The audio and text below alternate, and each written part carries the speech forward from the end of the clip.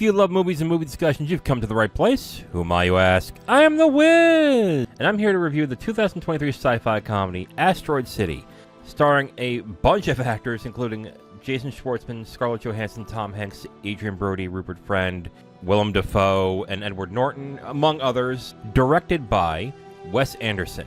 So I'm going to be doing this review a little bit differently. I'm not going to have my regimented 3 points. I'm starting to realize that with some movies, the 3 points are fine. Some need less, some need more. So I'm just going to do a straight review from now on.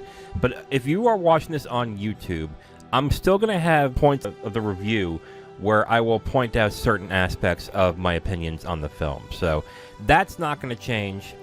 Let's get into the review of Asteroid City, directed by Wes Anderson. Before that, let's get into the plot. I guess it's kind of thin, but this film is about a multitude of different characters who are in a town called Asteroid City for a junior stargazer space cadet convention. And this is set in around 1955. And basically, everyone is dealing with their own issues until something happens that upends their entire lives. That is as far as I'll go with the plot. So, I think the one thing I should start with when it comes to Asteroid City is the director, Wes Anderson. Wes Anderson is a love-hate director for a lot of people. Either you are enchanted by his style and the way that he shoots his films, or you find it utterly pretentious, annoying, and utterly unwatchable. I've actually always liked Wes Anderson. I really liked his first 5 or 6 films, with maybe the exception of The Life Aquatic, although I will give that one another shot. I definitely found that his style and the way that he does his films, it really resonates with me in a very different way. And I definitely enjoy the types of characters and the deadpan humor that he has throughout his filmography. I watched the Darjeeling Limited around last year, and was surprised how much I liked that, even though I've heard that was one that a lot of people did not like. I thought that was particularly moving, and I think the way that he shoots his movies with this postmodern style throughout most of his filmography, he uses it very well. Again, I'm going to say, I'm a fan of Wes Anderson. I look forward to watching his films. This movie, however, I had a lot of issues with. Performances are a lot like the performances in his last few films, The French Dispatch, Isle of Dogs. Very direct, very of a way that is lacking in an emotional depth. That's kind of the style he's going for, essentially. But what it feels like, and this is going to be key for this movie, it feels like a bunch of good actors playing it off like they are local theater. I could see how it could work, but in this movie, it just bored me throughout the entire film.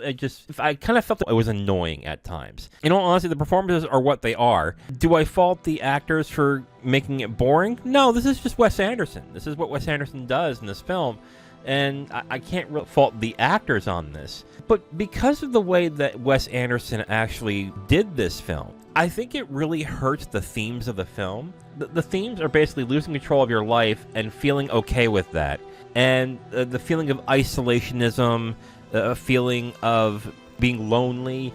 These are the kind of themes that he is dealing with. And you know what? With some people, this worked for them. It just did not work for me. You want to sympathize with these characters and you want to like them. It just really did not work with me at all in this. And I think it has a lot to do with the style of which Wes Anderson is shooting the film. Now, I think the other problem in this film is the multitude of characters in this movie. This film goes all over the place with all these different characters, and that's come with a lot of films with big casts of characters.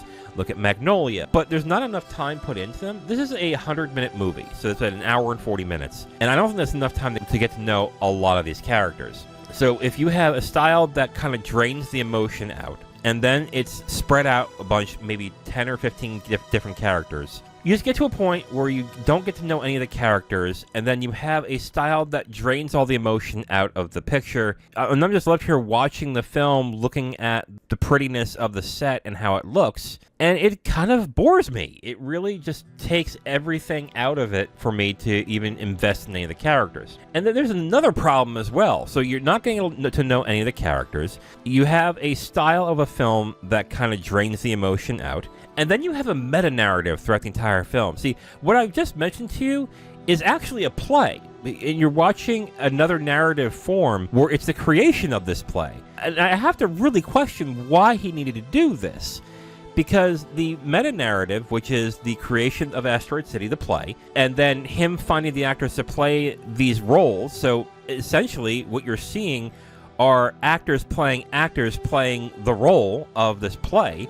I sat here wondering, what was the point of this? And I think the theme that they were going for was the importance of art to enrich our lives, but it really is a very threadbare plot that just, I don't think really works. Let me say it again. Anderson, in his style and his way that he makes his film, can be very charming. Look at Rushmore, Royal Tenenbaums, Darjeeling Limited.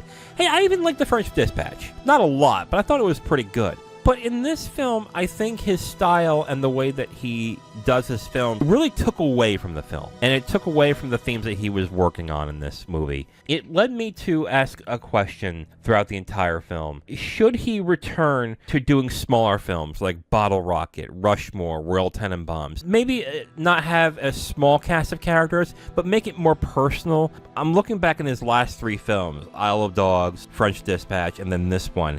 And Wes Anderson basically gets a lot of different people, a lot of great actors, I should say, to be in these movies. Are they as good as his last films, like, say, The Grand Budapest Hotel? No, they're not. I think his quality is dipping. And I think it's around that time now where he should just then take a step back, return to where he was, which was the Rushmores, the Royal Tenenbaums, and the stuff like that, and continue making a movie like that.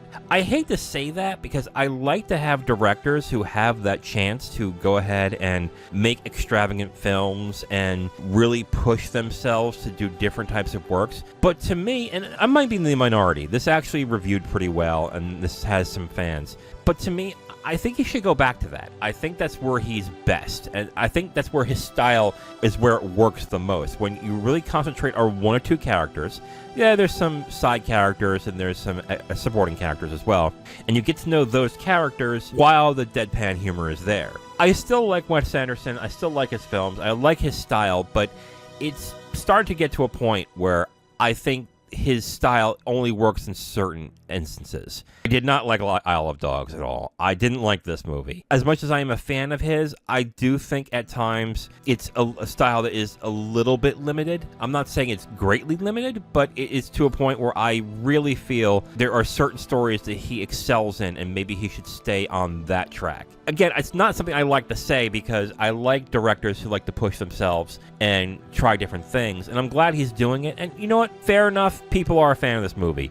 But to me, I'm looking now where if I see another Wes Anderson film with a large cast and a large group of characters, and I'm going to go, yeah, I might not watch that. I think that might not be for me at the end. I am not recommending Asteroid City. Pretty much of a disappointment for me. And I look forward to another Wes Anderson film, of course, but hopefully it doesn't have a large cast of characters. Overall, I do not recommend Asteroid City. Now, if you want my full review on this movie, you can go to my website at IamTheWiz.com. You'll have my full written review right on the site, along with a link to the video that has this review that you've just listened to. Thank you for listening to this review. If you want to know what we're reviewing in the next couple of days, you can look on the screen right now to see what's coming up next. If you like what you heard, go ahead and leave a like on this video. If you want to discuss your opinion on the film or the review itself, please leave a comment. And if you want to hear more, subscribe to the channel. Thank you again for listening. I will talk to you next time.